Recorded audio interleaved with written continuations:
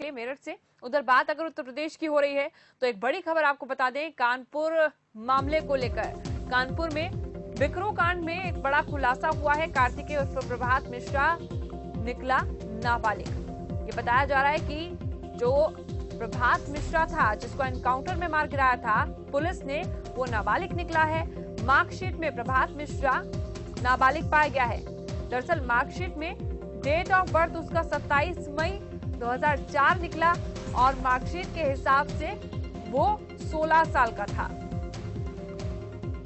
Police ने फरीदाबाद में उसको गिरफ्तार किया था, लेकिन उसके बाद उसने भागने की कोशिश की थी, जिसमें पनकी में मुठभेड़ के दौरान पुलिस ने उसको मार गिराया था। दरअसल बताया गया था पुलिस की ओर से कि गाड़ी पंचर हो गई थी, जिसके बाद उसने भागने की कोशिश की और उसे मार दिया गया था। कमलेश कुमार इस वक्त जुड़ रहे हैं कानपुर से हमारे साथ। देखिए कमलेश, वो नाबालिग जिस तरह से मार्कशीट में निकला है, अगर ऐसा होता है तो फिर आगे की कार्रवाई किस तरह से होगी? देखिए, आपको बता दें कि प्रिया जी, जिस तरह से जो बिकरू कांड था उस आरोप में जो प्रभात और कार्तिकेय को फरीदाबाद से गिरफ्तार किया गया था, लेकिन अगर परिजनों को उसकी माने तो वो अभी नाबालिग था। उसकी उम्र 16 साल की थी। अभी इसी साल उसने इंटर पास किया था और इंटर के पास करने के बाद जेएस फोर्स की तैयारी कर रहा था।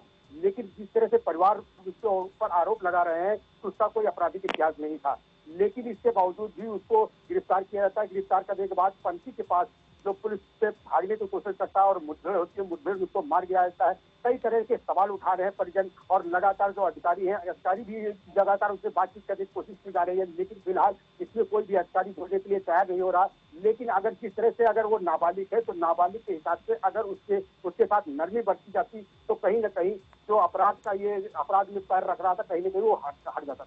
लेकिन देखिए यहाँ पर एक और चीज है, अगर हम नाबालिग की बात करते हैं, उसके नाबालिग होने की, तो उस पर अलग से कार्रवाई होती है। और यहाँ पर प्रभात मिश्रा क्योंकि करीबी था विकास दुबे का, उसको पुलिस ने हिरासत में लिया था, फरीदाबाद से गिरफ्तार किया था। लेकिन जिस तरह से उसने भागने की कोशिश की, जिसके बाद पुलिस ये कह रही है कि उसको मार गिराया गया, तो ऐसे में अब पुलिस उस पर क्या करेगी? परिजन तो आरोप लगा रहे हैं कि वो किसी भी तरह से किसी भी अपराध में नहीं जुड़ा हुआ था, लेकिन पुलिस ने जो कहा है वो कुछ और है। देखिए, जिस तरह से प्रभात के परिजन आरोप लगा रहे हैं कि प्रभात और कार्तिकेय नाबालिग था, अगर उसके संग नरमी बरती जाती तो उसके अंदर एक डर न होता और पुलिस से भागने की कोशिश न करता और मुठभेड़ न होती, उसमें मारा भी न जाता। लेकिन इस मामले पर जब पूरी आला अधिकारियों से बात करने की कोशिश की गई है तो कहीं न कहीं लगातार आला अधिकारी कहने से कुछ भी बच रहे हैं, क्योंकि जिस तरह से कानपुर में बिकरू कांड हुआ था उसके बाद से विकास दुबे से लेकर जो प्रभात मिश्रा और कार्तिकेय आ गए इनकाउंटर या मुठभेड़ पे, इससे कहीं न कहीं पूरी तरह से पुलिस के सवालिया निशान गिर रहे हैं। लगातार इसमें एसआईटी से लेकर उसका जो रिटायर्ड जज थे वो भी जांच कर रहे हैं, लेकिन फिलहाल अभी जांच में क्या पाया गया अभी भी इसकी कोई जानकारी या पुष्टि को अधिकारी करने के लिए चयन नहीं हुआ। जो भी जांच होगी उसकी जो रिपोर्ट होगी वो शासन को तलब कर दी जाएगी।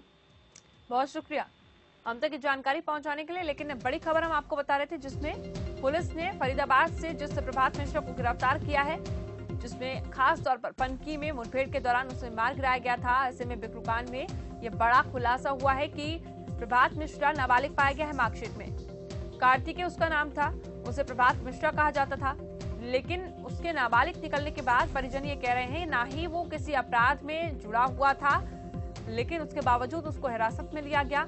लेकिन अगर उसके साथ नरमी बरती जाती तो इस तरह का एनकाउंटर नहीं होता। दरअसल मार्कशीट में जो उसके डेट ऑफ बर्थ है, उसकी जन्म तिथि है वो 27 मई 2004 लिखी है, जिसके हिसाब से अभी फिलहाल वो 16 साल का है।